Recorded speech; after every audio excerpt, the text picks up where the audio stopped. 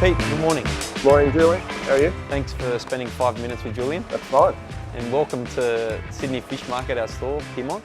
So where did you start? Where did you learn? Where was it, in Australia? Was it overseas? Yeah, well, a little bit of both. I started doing a normal apprenticeship. I didn't know what I wanted to do. I was working in the public service till I was about 21. Okay. Or nearly, late 20. And then I decided to become a chef one day because my brother Greg was already being a chef and enjoying it. It was an exciting time to be involved in cooking because I sort of saw the old style that hadn't changed really much for 20 or 30 years, and then the whole new nouvelle cuisine movement started just as I was finishing my apprenticeship. Yep. And so I wanted to go overseas, and then one thing led to another and off we went. How did it come about that you ended up working with Merivale? We had Celsius restaurant in the Radisson Hotel, and we were literally about to sign a new 3-year lease. And I got a call from Mr. John to come and say hello. So I said, no, we're fine. And then he rang back a couple of days later and I said, at least come and talk to us. So I went over and we talked it over with my wife for a couple of days, and then we thought, well, maybe it's time to not sign the new lease and just go and work at Merivale. And you mentioned your brother Greg, probably from time to time your surfing partner. Absolutely, absolutely.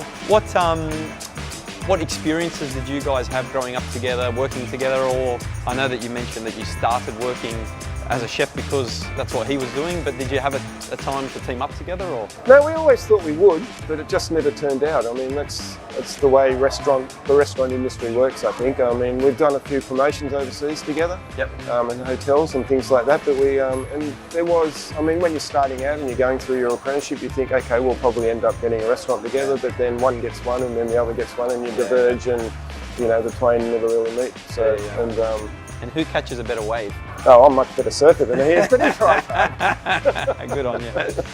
So if you'd like to talk a little bit about the Merivale Apprenticeship School and how much that means to you as a chef. Yep. Well, I retired from S last June, and then it was I was approached by Frank Roberts, who looks after the restaurants for Merivale, to start the apprenticeship school. So he came up with the idea that it would be really good to employ local apprentices because they're really hard to find in our industry, in all industries apparently. But so I spent a couple of days a week for 6 months designing the course, and then from February this year we started classes on Mondays and Tuesdays, and we took on 20 apprentices. Over the years, I think people have done a lot of home cooking. I really see, because our business has got exposure to both retail and wholesale. And I see how much wholesale has had a dramatic growth.